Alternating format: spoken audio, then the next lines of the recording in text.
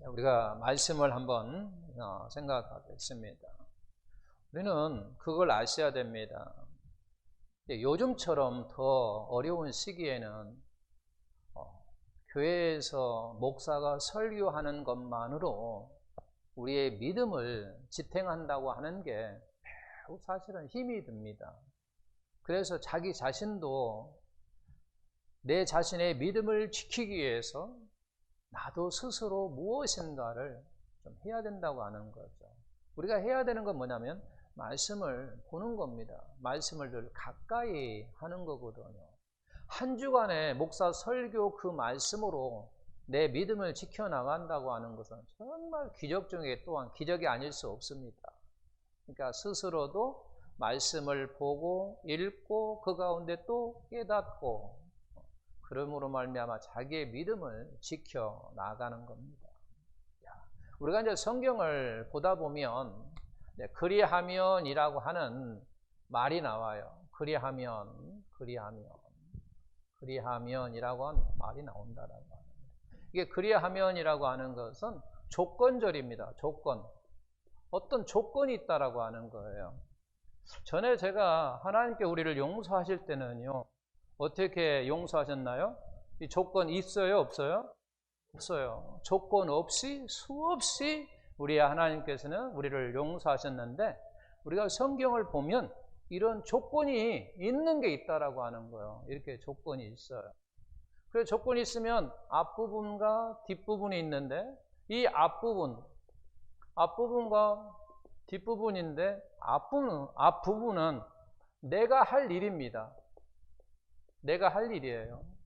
그 뒷부분은 누가 할 일이냐면 하나님께서 할 일입니다. 할 일이에요. 그리고 내가 할 일이니까 내가 책임을 져야 돼요. 나에게 책임이 있어요. 그 뒤에는 누구에게 책임이 있나요? 하나님께 책임이 있는 거예요. 자, 예를 들어서 이렇게 말할 수 있습니다. 주 예수를 믿어라. 주 예수를 믿어라. 그리하면 너와 내 집을 뭐 하겠다? 구원하겠다라고 하는 거죠. 그래서 내가 할 일은 뭐예요? 주 예수를 믿는 일은 내가 할 일이에요. 그리고 그에 따라서 구원을 하시는 것은 하나님께서 하실 일이에요. 만약 하지 않으면 하나님께 책임을 다하지 않은 것이 되는 거예요. 그러니까 아무리 또 하나님께서 구원하고 싶은데 내가 할 일을 하지 않으면 또한 구원을 주실 수가 없다라고 하는 거예요. 그래서 이것은 조건이다라고 이야기하는 거예요. 조건이 있어요. 네가 예수님을 영접하고 믿어야 내가 너에게 구원을 줄 수 있다라고 하는 거예요. 이게 그래서 조건절이라고 하는 거예요. 그래서 반드시 앞부분을 우리가 이제 쉽게 일이라고 하고 뒤에를 이제 이라고 하는 것은, 일은 우리가 반드시 내가 할 일이고 내가 책임져야 할 일이라는 얘기예요. 이번은 누가? 하나님께서 하실 일이고 하나님께서 책임져야 할 일이라고 하는 거예요. 자, 이것을 이제 바탕으로 깔고 여호수아 1장 8절을 우리가 보자는 얘기예요. 여호수아 1장 8절을 아까 우리가 읽었으니까 보면 내가 할 일이 그 앞에서 뭐한지 우리가 한번 봅시다. 내가 할 일이 뭐예요? 여호수아 1장 8절을 보면서 내가 할 일은 뭐예요? 율법책을 떠나지 않게 하는 것, 내 입에서 떠나지 않게 하는 것이 내가 할 일이요. 그 다음에 더 나아가서 또 주야로 그 말씀을 뭐 하는 거? 묵상하는 것이 내가 할 일이에요. 그러면서 더 나가서 그 안에 뭐 하는 거? 기록된 대로 내가 뭐 하는 것? 지켜 행하는 것. 이것이 누가 할 일입니까? 내가 할 일이에요. 그리하면 그랬겠어요. 이제 그리하면 내가 할 일이란 말이야. 내가 할 일이 뭐냐면 이와 같은 일이에요. 즉 여호수아가 할 일이에요. 이 그리하면 해놓고 그 다음에 뭐 했어요? 그리하면 하나님께서 할 일은 뭡니까? 그에게 뭐 하겠다는 얘기예요? 평탄한 길을 줄 것이고 그에게 뭐 할 것이다? 형통하게 하실 거라고 하는 얘기예요. 여호수아에게 하나님께서 말씀하시는데 네가 율법에 내 입에서 떠나지 않게 하며 주야로 그 말씀을 네가 묵상하고 그 말씀을 기록된 대로 다 지켜 행하라. 그리하면 내가 네 길을 평탄케 할 것이고 바로 형통하게 할 것이다 라고 그렇게 말씀하셨다라고 하는 거예요. 이게. 그래서 이 말씀을 왜 주셨느냐라고 할 때 바로 가나안을 정복하는 문제에 있어서 이 말씀을 주셨다라고 하는 거예요. 가나안을 정복하는 문제. 가나안을 정복하는 문제에 있어서 이 말씀을 이렇게 주셨다라고 하는 거예요. 말씀을 주셨어요.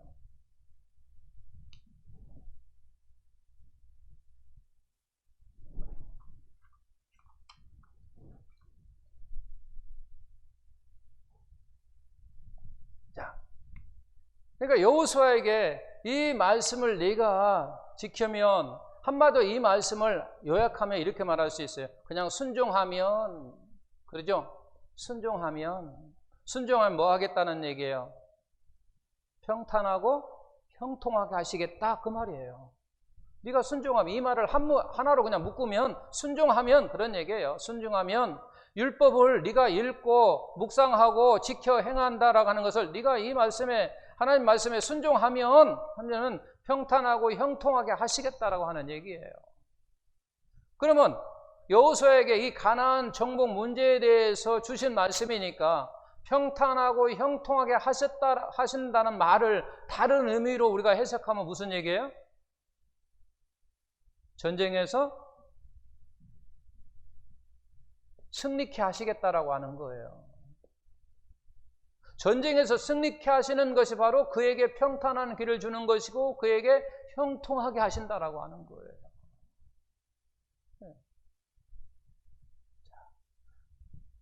그러면서 이제 모세가 죽고 여호수아에게 하나님께서 말씀하시잖아요. 이스라엘 백성을 네가 이제 가나안으로 인도하라 하니까 여호수아가 어떻게 제가 합니까? 두렵습니다.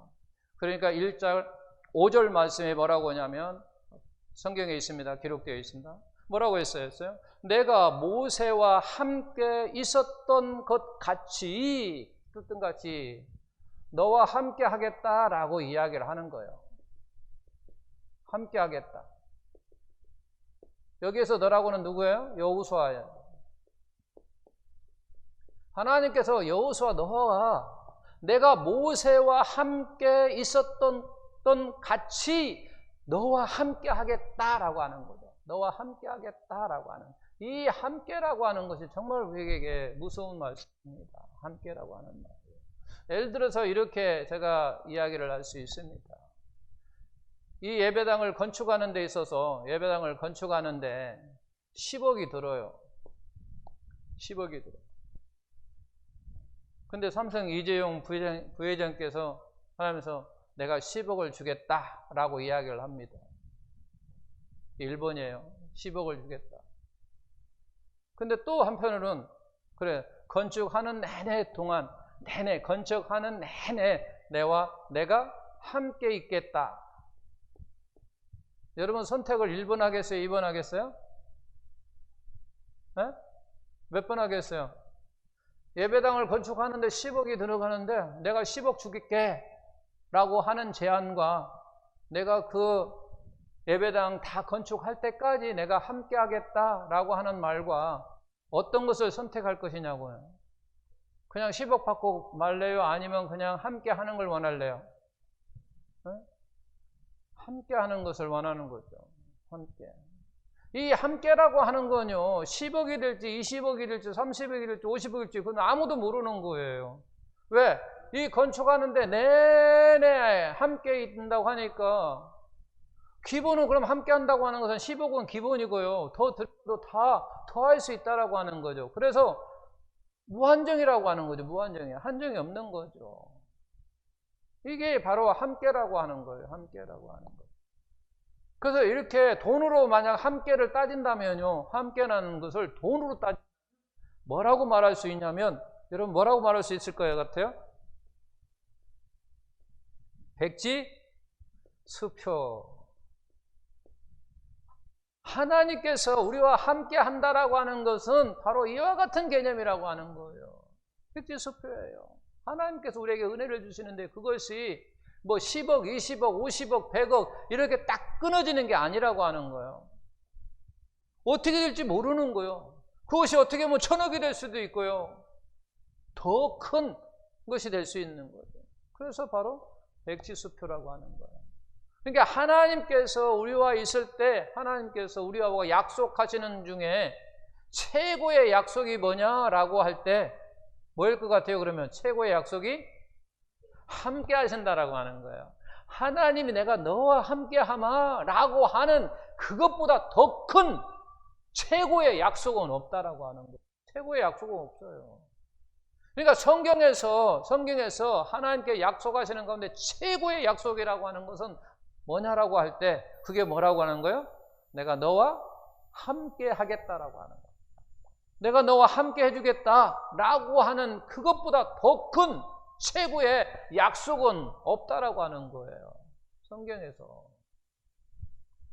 근데 우리가 성경을 보면요, 재밌는 게 있어요. 구약이라든지 신약을 우리가 계속 보잖아요. 계속 보면요, 하나님께서 함께 하시겠다는 말이 종종 나와요. 하나님께 내가 누구와 함께하고 누구와 함께하고 누구와 함께하고 하는 말씀이 종종 나와요. 그런데 눈여겨보시면 거기에 뭐가 있냐면 그렇게 하나님께서 함께 하시겠다라고 하는 말씀을 하시면서 뭐 하신 줄 아십니까? 꼭 시키시는 일이 있어요. 이걸 다른 말로 우리가 이제 사명이다라고 이야기를 하거든요. 그러니까 하나님께서 무엇을 시키고 나서 꼭 함께 하겠다라고 하는 표현이 나온다라고. 내가 함께 하마 이 일을 하라. 아니면 내가 이 일을 시키고 그 다음에 내가 너와 함께 할게라고 하는 말이 됐어요. 즉 정말로 이제 정말 그런가? 예를 들어서 우리 모세를 한번 보겠습니다. 모세를 하나님께 80세에 부르시고 이스라엘 백성들을 애굽에서 가나안으로 인도하랍니다. 그럴 때 우리가 다 아는 것처럼 모세가 뭐라고 합니까? 못한다고 하잖아요.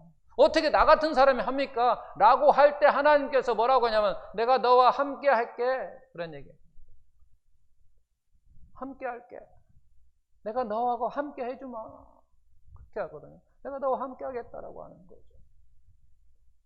또 에레미야 보면 에레미야 1장에 보게 되면 거기에도 여러 나라에 내가 너 보내겠다라고 이야기하거든요. 에레미야에게 여러 나라 선지자로 너를 보내겠다 하니까 에레미야가 하는 소리가 뭐냐면 하나님 나는 어린아이예요. 어린아이라고 우리가 가만히 생각해 봐보면 어린아이라고 하는 것은 지금 에레미야가 성인이잖아요. 근데 하나님께 여러 나라 선지자로 내가 너를 보내겠다라고 이야기를 하니까 저는 어린아이입니다 라고 하는 얘기는 나는 어린아이처럼 뭘 할 수 있는 게 아니라 그 말이야. 하나님 저 못합니다. 내가 어린아이인데 내가 무엇을 하겠습니까? 라고 이야기할 때도 뭐라고 하냐면 하나님께서 내가 너와 함께 할게 라고 이야기를 해요. 내가 너와 함께 해주마 라고 이야기를 한단 말이에요. 또 여호수아도 보면 마찬가지예요. 여호수아에도 모세가 이제 죽고 이스라엘 백성을 여호수아에게 맡긴단 말이에요. 뭐라고 이야기합니까? 방금 너와 함께 하마 라고 이야기를 하는 거죠. 또 신약에 넘어와서 하나만 더 볼까요? 신약에 넘어와서 우리가 마태복음 28장 보게 되면 뭐라고 이야기하면 너는 모든 족속으로 뭐하라? 제자를 삼아라. 그게 뭐예요? 우리가 보통 뭐라고 해요? 사명이라고 하잖아요. 우리에게 주신 사명이라고 이야기를 하는 거예요. 모든 족속으로 제자를 삼으라. 하나님께 시키시는 일이에요. 우리에게 시키신 일. 그리고 뭐라고 하면 끝에 뭐라고 이야기합니까? 내가 너와 함께 하겠다라고 하는 거예요. 내가 너와 함께 해주겠다라고 이야기를 하는 거예요. 이렇게. 그래서 하나님께서는 우리에게 어떤 일을 시키시고 그냥 내버려 두시는 게 아니라 함께 해주신다라고 하는 사실입니다. 하나님께서 우리와 함께 해주신다라고 하는 거예요. 자, 그러면 정말로 함께 하시는가? 그러면 정말 하나님께서 함께 하시는가? 라고 하는 거죠. 함께 하신다고 했는데 정말 하나님이 함께 하시는가? 그 함께 하시는 가운데 우리는 또 다른 것을 체험하게 되는 거예요. 경험하게 되는 거예요. 우리는 또 다른 것을 경험하자. 우리가 다 아는 이야기를 하겠습니다. 어느 날 하나님께서 누구를 찾아오냐면 아브라함을 찾아옵니다. 그리고 우리가 다 아는 것처럼 누구를 바치라? 이삭을 바치라고 합니다. 이삭을 바치라. 그게 순종했습니다. 순종하고 나서 아브라함이 놀라운 사실을 하나님에 대해서 알게 됩니다. 그게 무엇입니까? 우리가 다 아는 것처럼 여호와 이레, 이걸 깨닫잖아요. 순종하고 나서 아브라함이 깨닫는 게 하나님이 어떤 분인가를 알게 되는 것이 뭐냐면 바로 여호와 이레라고 하는 거예요. 그럼 그가 고백하잖아요. 우리 하나님은 여호와 이레시다 라고 고백한단 말이에요. 여호와 이레라고 하는 것은 우리가 쉽게 이야기하면 뭐 하시는 거예요? 예배하시는 건다는 얘기잖아요. 예배하시는 하나님이라는 얘기예요. 예배하시는 하나님이다. 그 일에 무슨 일을 시켜놓고 순종하니까 이걸 깨닫는 거예요. 우리 하나님은 예배하시는 분이다라고 하는 것이요. 또 다른 말로 이야기하면 준비하시는 하나님이에요. 이 말을 또 쉽게 이야기하면 하나님이 함께 하시는 하나님이라고 하는 것을 알 수가 있다고 하는 거죠. 하나님이 함께 하셨잖아요. 무엇으로? 예배하는 걸로, 준비하는 걸로 하나님이 함께 하셨다고 하는 거죠. 그러니까 하나님은 우리에게 이렇게 무슨 일을 시키시고 사명을 주시고 우리에게 함께 하시는 거예요. 근데 그 함께 하신 걸로 끝나지 아니하고 우리가 그렇게 순종을 하게 되면 그 순종 속에서 또 다른 어떠한 것을 우리가 알게 되고 깨닫게 되고 체험하고 하고 경험하게 된다라고 하는 거죠. 하나님을 이렇게 알게 된다라고 하는 거죠. 자, 그러면서 또 하나 예를 들어서 이야기해 볼까요? 자, 또 하나 예를 들어서 여기 이제 아브라함이니까 자, 우리가 여호수아를 보니까 여호수아를 한번 보겠습니다. 여호수아 우리가 다 아는 것처럼 가나안을 뭐 했어요? 정복했습니다. 그죠? 가나안을 정복했습니다. 그 가나안을 정복했다라고 하는 얘기는 또 다른 이야기를 하면 1장 8절 말씀으로 이야기하면 그에게 뭐 했어요? 평탄한 길이었고 그의 길이 형통의 길이었어요. 그죠? 정복을 했으니까 그의 길이 평탄했고 그의 길이 형통했다라고 하는 거죠.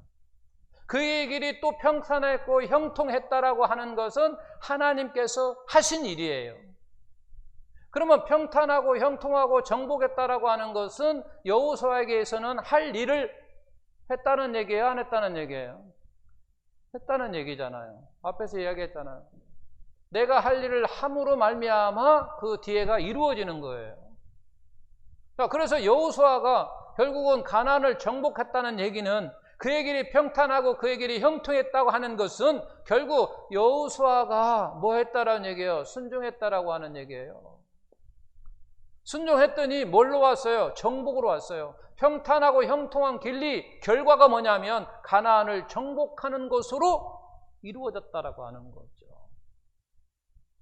여기는 하나님을 예비하시는, 준비하시는, 함께 하시는 하나님을 깨달았다고 한다면 여기는 열매를 여는 거예요. 정복의 열매를 맺히게 된다고 하는 거예요. 그래서 결국 무슨 얘기냐? 하나님께서 시키시는 일을 순종하니까 이루어지다는 얘기죠. 그러니까 여기도 마찬가지죠. 주 예수를 믿으라 라고 해서 믿으면 구원을 주신다고 했다는 것이 확실하다는 거예요. 왜? 그동안에 하나님께서 쭉 구약 성경을 보고 신약으로 넘어와서 보니까 그래도 그에게 순종하니까 하나님이 하실 일을 반드시 하시더라는 거예요. 하나님은. 내가 순종하면 반드시 이루어진다고 하는 거예요. 여호수아가 순종하니까 뭐 했어요? 가나안을 정복했습니다. 왜 신약으로 와서는 이 말씀과 순종하면 이와 같은 것이 제가 지난해 조금 이제 이야기를 했잖아요. 그러니까 마태복음 6장 33절에 보게 되면 마태복음 6장 33절 그런즉 너희는 먼저 그의 나라와 그의 의를 구하라. 그리하면 그랬어요. 그리하면 이 모든 것을 너에게 더하시리라 라고 말씀하셨다고 하는 거죠. 그러니까 이 앞부분을 우리가 한다면 하나님은 반드시 우리에게 의식주의 문제를 해결해 주시겠다라고 하는 거예요. 왜 이게 지금 더하리라고 하는 그 말씀이 전체에 보면 의식주의 문제란 말이에요. 우리 의식주의 문제예요. 그 의식주의 문제를 하나님께서 더하시겠다라고 하는 이유는 우리를 결국은 뭐하러 풍요롭게 하시겠다라고 이야기를 하는 거죠. 풍요롭게 하겠다, 풍족하시겠다라고 하는 거죠. 우리의 문제 속에서 우리의 의식을 더하리라라고 하는 것은 결국, 그러니까 여호수아는 순종함으로 말미암아 뭘 했고 가나안을 정복하는 결과를 얻었고, 그럼 우리는 그의 나라 그의 의를 우리가 하면, 우리가 이것을 순종하면 우리의 삶이 뭐해진다는 얘기예요? 풍요로워진다는 얘기예요. 그러니까 결국은 우리가 풍요로우지 않다라고 하는 얘기는 내가 1번을 안 했다라고 말할 수 있는 거예요. 내 할 일을 안 했다라고 하는 거예요. 내 할 일을 해야 되잖아요. 우리가 근심하고 염려하고 걱정하는 이 사람들의 특징을 보게 되면 내가 할 일을 안 한다는 거예요. 1번을 안 한다는 거예요. 내가 할 일을 안 하니까 당연히 근심하고 걱정하고 염려가 될 수밖에 없는 거예요. 우리가 어떤 시험을 보는데 1번을 하지 않았으면 당연히 걱정할 수밖에 없는 거죠. 그래서 바로 근심하고 염려하고 걱정하는 사람들의 특징을 보면 1번을 하지 않는다는 거예요. 자기가 할 일을 안 한다는 거예요. 만약에 한다면 어떤 게 되냐면 담대해져요. 나는 1번을 했으니까 하나님이 2번은 해주실 거야 라고 담대해진다고 하는 거예요. 내가 담대해져요. 안 하면 근심과 걱정이 되지만 하면 내가 담대해진다라고 하는 거예요. 그래서 1번을 안 하는 사람을 다시 다른 표현하면, 1번을 안 하는 것을 다른 것으로 표현한다면 무슨 얘기냐면 게을러요. 1번 안 한 사람은요, 게을러요. 당연한 거예요. 게을러요. 그러니까 결국 게을른 사람이 근심하고 걱정하고 근심한다는 거예요. 여기에서 결론을 보면 그거예요. 여호수아가 순종함으로 말미암아 뭐 했고? 가나안을 정복했고, 우리는 마태복음 6장 33절을 순종하면 우리의 삶이 어떻게 되고? 우리의 삶이 풍요로워진다라고 하는 거죠. 풍족해진다라고 하는 거죠. 이것이 오늘 말씀의 결과라고 하는 거예요. 하나님은 사명 다음에는 반드시 내버려 두는 게 아니라 반드시 함께 한다고 하는 거예요. 하나님이 함께 하는 거예요. 무슨 일인가를 시켜놓고 그냥 내버려 두는 게 아니라 반드시 우리와 함께 하고 있다라고 하는 사실입니다. 그리고 그걸 순종하면 반드시 그 다음 하나님께서 하실 일을 책임져 주신다라고 하는 거죠. 그걸 우리는 말씀에서 우리에게 보여준다라고 하는 거죠. 그러면서 계속 여호수아는 어떤 사람이다 라고 할 때, 여호수아는 어떤 사람이라고 이야기했어요? 한마디로 이야기하면 산전수전 다 겪은 사람이다 라고 이야기를 했어요. 산전수전 다 경험한 사람. 모세는 한마디로 표현하면 어떤 사람? 모세는 어떤 사람? 선지자 중에 선지자, 최고의 선지자. 그게 여러 가지도 있잖아요. 주님의 마음을 가진 사람, 닮은 사람, 또 뭐예요? 하나님을 대면한 사람 등등 우리가 그렇게 요약할 수 있는데, 한마디로 그냥 하라고 한다면 선지자 중에 선지자, 전무후무한 선지자. 솔로몬은 어떤 사람? 전무후무한 지혜자라고 이야기하고, 그런 것처럼 여호수아를 한마디로 이렇게 요약하면 여호수아는 어떤 사람이냐 이야기할 때 산전수전 다 경험한 사람이다 라고 말할 수도 있어요.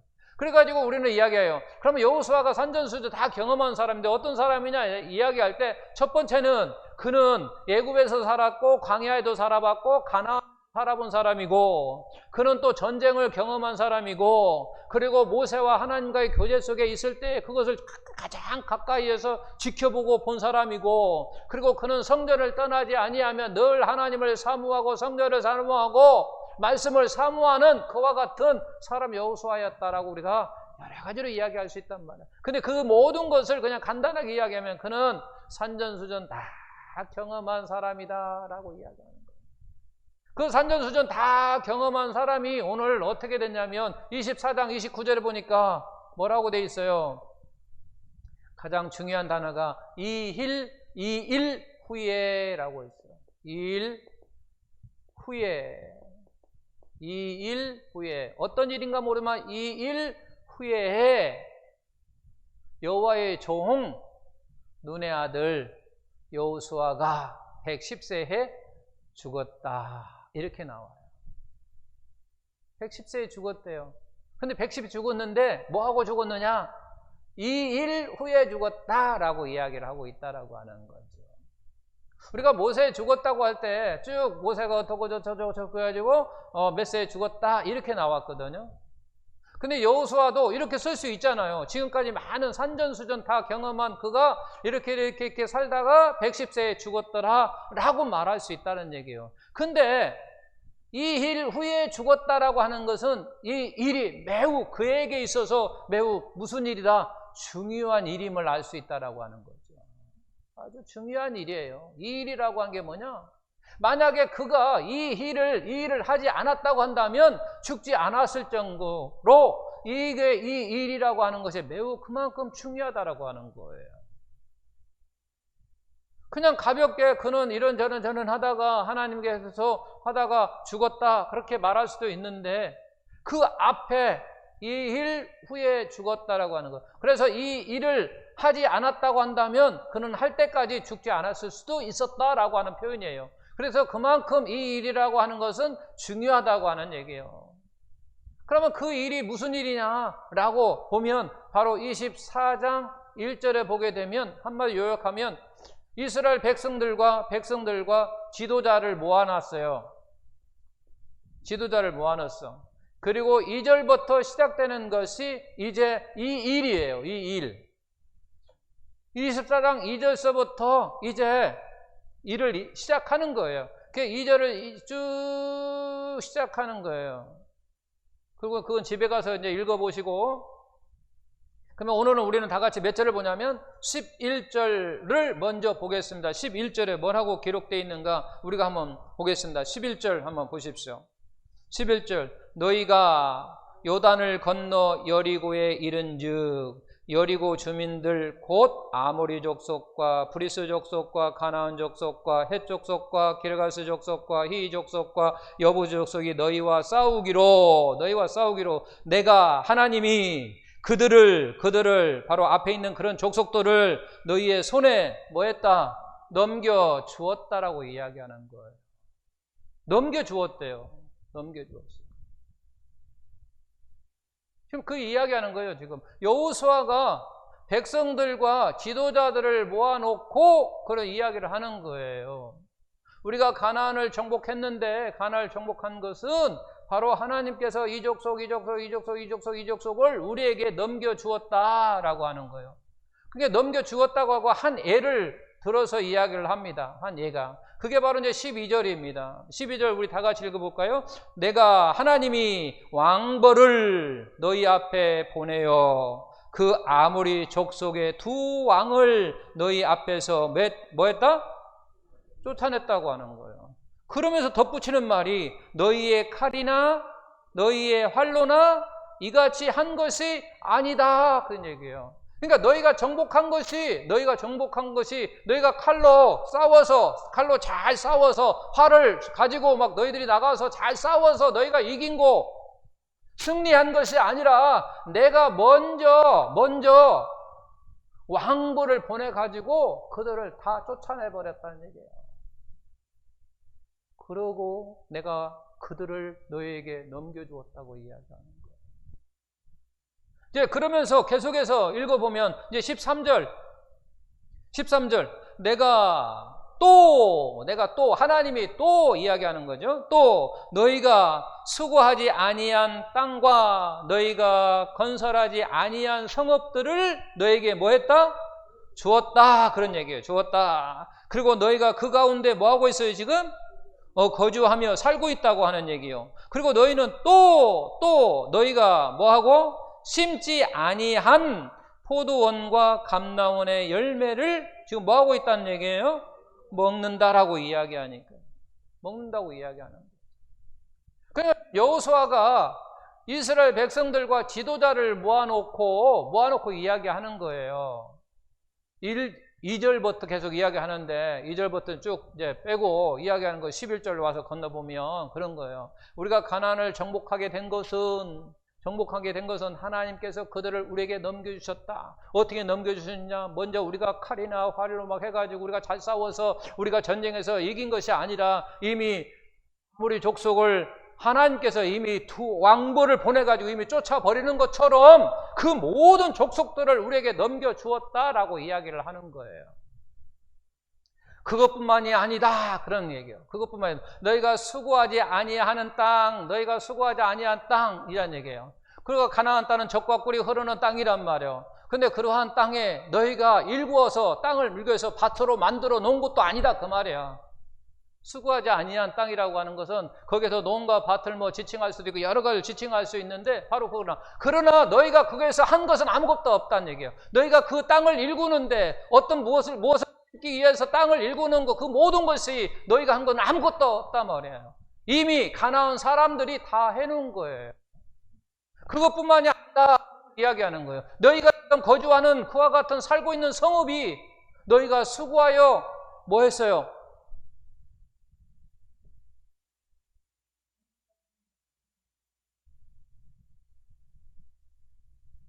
너희가 건설하지 않았다는 얘기예요.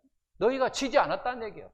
너희들이 만들지 않았다는 얘기예요. 너희들이 지금 살고 있는 그 집들이, 그 성읍이 너희들 손으로 만든 게 아니란 말이에요. 건설한 게 아니란 얘기예요. 성읍이 이미 가나안 백성들이 만들어 놓았다라고 하는 거죠. 왜? 하나님의 역사 가운데, 섭리 가운데 이미 다 그걸 해놓았다라고 하는 거예요.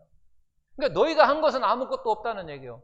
그러면서 계속 우리 하나님께서 뭐라고 해요? 여호수아가 계속해서 뭐라고 하냐면 우리가 심지 아니한 포도와 감람류를 우리가 열매로 먹고 있지 않느냐. 이러한 모든 것이 결국은 뭐라는 얘기예요? 한마디로 해서 하나님의 은혜다라는 얘기예요. 지금. 그 이야기를 하고 있어요. 지금. 그러니까 24장 2절서부터 쭉 13절까지 보면 지금 뭐 하는 거예요? 지난 날을 지금 뭐 하는 거예요? 회상하는 거예요.